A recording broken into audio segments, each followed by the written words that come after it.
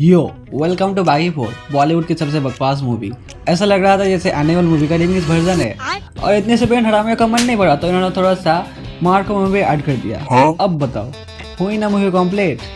इस मूवी में एक्शन है, ड्रामा है, रोमांस है, मगर लॉजिक वो तो छुट्टी मनाने गया। तो चलो यार, बिना किसी बकवास के मूवी का कार्यक्रम शुरू करते हैं। तो एक ट्रक आती है और बागी भाई की गाड़ी को ठोक देती है और कार सीधा 2 किलोमीटर दूर जाके जंगल के बीचों बीच एक पटरी पे जाके गिरती है। मगर यहाँ पर दूर दूर तक कोई सड़क नहीं दिख रही। लगता है डायरेक्टर को सीन शूट करने के बाद ख्याल आया होगा, यार गाय तो ट्रक से ठोकने के बाद पटरी पे जाके गिरनी चाहिए थी। ऐसा ही होगा शायद। तो सीन शिफ्ट होता है, टाइगर भाई को हॉस्पिटल ले जाया जाता है, जहाँ पर उसके एक्शन से ज़्यादा ओवर एक्टिंग देखने में मज़ा आता है। और एक बात नोटिस की है आपने, ट्रक से और ट्रेन से ठुकने के बाद भी उसके शरीर पे एक भी खरोच तक नहीं आई। ये कैसे हो गया? कोई लॉजिक है यार?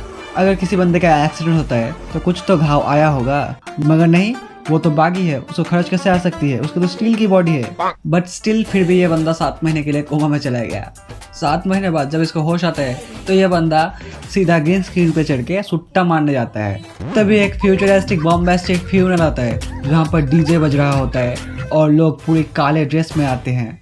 यार अमीरों के फ्यूनल ऐसे होते हैं, तुम नहीं जानते? यार ये तो है हमारा बागी, इसको तो कूल बनना है, इसलिए डेड बॉडी के ऊपर चढ़ के मुर्दे को ही हैप्पी बर्थडे बोल देता है। अच्छा, तो हैप्पी फ्यूनल बोलता तो तुझे अच्छा लगता? अबे वो टाइगर है, उसे बकवास एक्टिंग के अलावा कुछ नहीं आता। और ये फ्यूनल में कौन मुंह में मास्क लगा के आता है? तो करेंसी सीक्रेट चलाने की नाकाम कोशिश नहीं चलेगी। देखा, करवड़ी न बच जाती, अब दूसरे बंदे के ऊपर गुस्सा निकलेगा। देखा, पता था मुझे। उसके बाद सुबह उठ के पता चला ये कूल बनने के लिए इतनी जो इसने मारपीट की है, ये सब इसका हैल्यूसिनेशन था, मतलब वहम था। पैसा बर्बाद। उसके बाद घर आके देखा तो इसके भाई ने उसके लिए लड़की भेजी थी। यार भाई है कि लौंडिया बस दोस्त। मगर हमारे बागी भाई ने कुछ करने से इनकार कर दिया तो हमारे सोनम जी गुस्सा हो गई। माँ का मकोड़ा, बहन का पोछा, माँ की गुत्थी, जवानी चवन्नी हो गई है। सोनम जी ने जब बागी से उसकी गर्लफ्रेंड के बारे में पूछा तो बागी ने सोनम जी को उसकी हेल्यूसिनेशन की दुनिया में ही ले चला गया। और ये लड़की चुपचाप खड़ी नहीं रह सकती क्या? जब भी कैमरे के सामने आई तो उछल कूद करती ही रहती है। कोई 50 रुपये काटो रे इसके ओवर एक्टिंग के। उसके बाद एक आंटी ने सोनम बाजपेयी और टाइगर श्रॉफ को रेस पे गप्पे लड़ते हुए देख लिया। और आप तो जानती है हमारे इंडियन आंटीज को, अगर लड़का लड़की साथ हो तो उनके पीठ में खुजली हो जाती है, इसलिए उन्होंने पुलिस बुला ली। मगर ये तो हमारा बागी है, मगर इसको पुलिस से घंटा फर्क पड़ता है, इसने तो पुलिस को ही दे मारा। अभी हमें इसका फ्लैशबैक दिखाया जाता है जहाँ पर ये एक नेवी ऑफिसर है, मगर ये बंदा समुद्र से ज्यादा जमीन पर रहता है। देखा, एक नंबर का कामचोर है और इसको हर वक्त कूल बनने की खुजली रहती है, इसलिए इसने लड़की का फोन लेके चोर के पीठ में दे मारा और लड़की का फोन तोड़ दिया। और इसके बाद जब पता चलता है कि ये लड़की एक डॉक्टर है तो इसको इससे प्यार हो जाता है और लड़की को भी इससे प्यार हो जाता है। और ऐसा वैसा नहीं, एकदम सच्चा वाला, एक दूसरे के लिए जान भी देने के लिए राजी हो जाते हैं। यार हम क्या क्या नहीं करते लड़की पढ़ाने के लिए, अब से हम यही करेंगे, लड़की का फ़ोन तोड़ देंगे, उसके बाद खुद का फ़ोन दे देंगे और लड़की हमसे भी पढ़ जाएगी। स्टोरी में वापस आते हैं।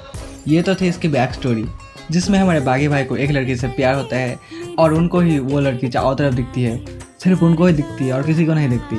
और जब उनसे लड़की के बारे में पूछा गया तो फ़ोन से लड़की का पिक्चर गायब, सीसीटीवी से फुटेज गायब और कवर में से कवर ही गायब।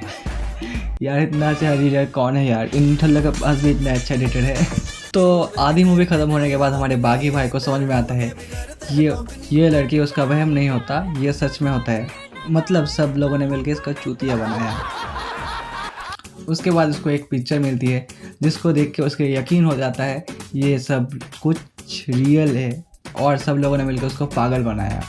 इसको फाइनली पता चलता है ये सब जी मस्ती हमारे संजू बाबा की है।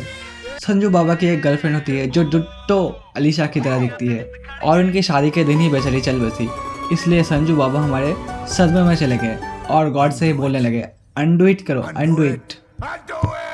नहीं, गॉड तो कंप्यूटर से सब कंट्रोल करते हैं ना।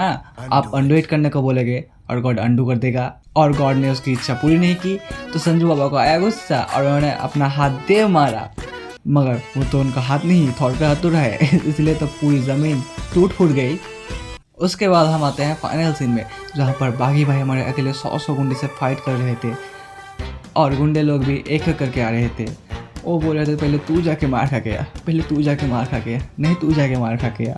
उसके बाद संजू बाबा से हमारे बागी भाई की लड़ाई होती है, जहाँ पर लड़ाई से ज़्यादा चिल्लाने की आवाज़ आती है। मगर एंड में जिस गॉड को संजू बाबा ने अनडू इट करने को बोला, उस गॉड ने उसको दुनिया से ही अनडू कर दिया। तो यार जेन्युइन एक स्टेटमेंट दे रहा हूँ, मूवी अच्छी है और टाइगर भाई की एक्टिंग भी अच्छी है, मगर ये डायरेक्टर ही गांजा फूक के मूवी बना रहे थे।